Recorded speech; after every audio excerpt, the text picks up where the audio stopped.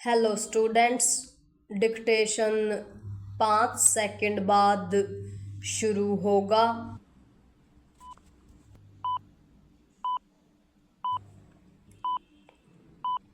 Start.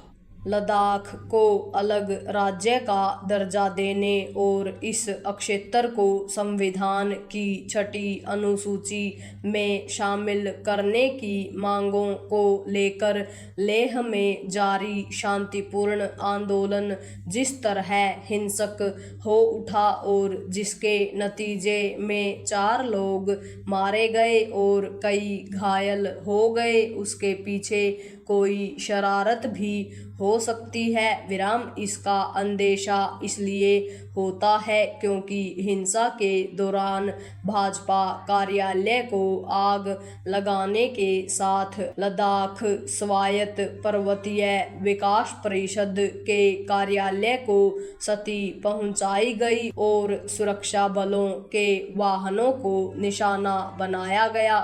यह आंदोलन इसलिए हिंसक उपद्रव में तब्दील हो गया क्योंकि अनशन पर बैठे 2 लोगों की तबीयत खराब होने पर उन्हें अस्पताल में भर्ती होना पड़ा। लद्दाख की मांगों को लेकर आंदोलन भले ही लेह एपेक्स बॉडी और कारगिल डेमोक्रेटिक अलायंस के नेतृत्व में हो रहा हो, लेकिन उसकी कमान मुख्यतः पर्यावरण एवं सामाजिक कार्यकर्ता सोनम वांगचुक के हाथ में थी। लगता है वे अपने आंदोलन में शामिल लोगों और खासकर राजनीतिक दलों के कार्यकर्ताओं पर नियंत्रण नहीं रख पाए। यह ठीक है कि हिंसा भड़कने के बाद उन्होंने अनशन समाप्त कर दिया और शांति की अपील की, लेकिन उन्हें इस पर गौर करना होगा कि उनके शांतिपूर्ण आंदोलन को हिंसक तत्वों ने कैसे पटरी से उतार दिया। इस हिंसा का इसलिए कहीं कोई औचित्य नहीं था क्योंकि गृह मंत्रालय ने 6 अक्टूबर को लद्दाख के प्रतिनिधिमंडल के साथ अगले दौर की बातचीत सुनिश्चित कर दी थी। यह बातचीत होने के पहले ही मांगों को मानने की जिद पकड़ने का कोई मतलब नहीं था। जब लद्दाख जम्मू कश्मीर का हिस्सा था तब इस अक्षेत्र को केंद्र शासित प्रदेश बनाने की मांग होती थी। जब अनुच्छेद 370 हटाए जाने के बाद उसे यह दर्जा मिल गया तो अलग राज्य की मांग पर जोर दिया जाने लगा।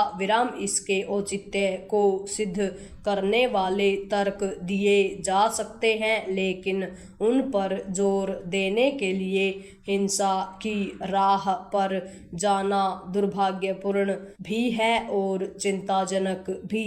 लद्दाख को अलग राज्य का दर्जा देने की मांग करने वाले इस अक्षेत्र के लिए अपना लोक सेवा आयोग भी चाह रहे हैं और एक के बजाय 2 लोकसभा सीटें भी, एक लेह के लिए और दूसरी कारगिल के लिए।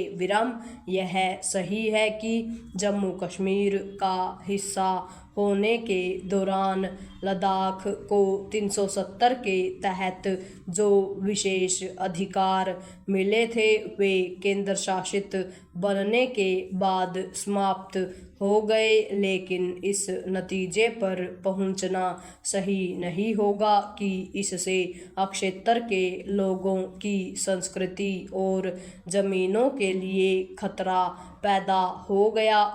ऐसा लगता है कि इस खतरे को भय के भूत की तरह खड़ा किया गया।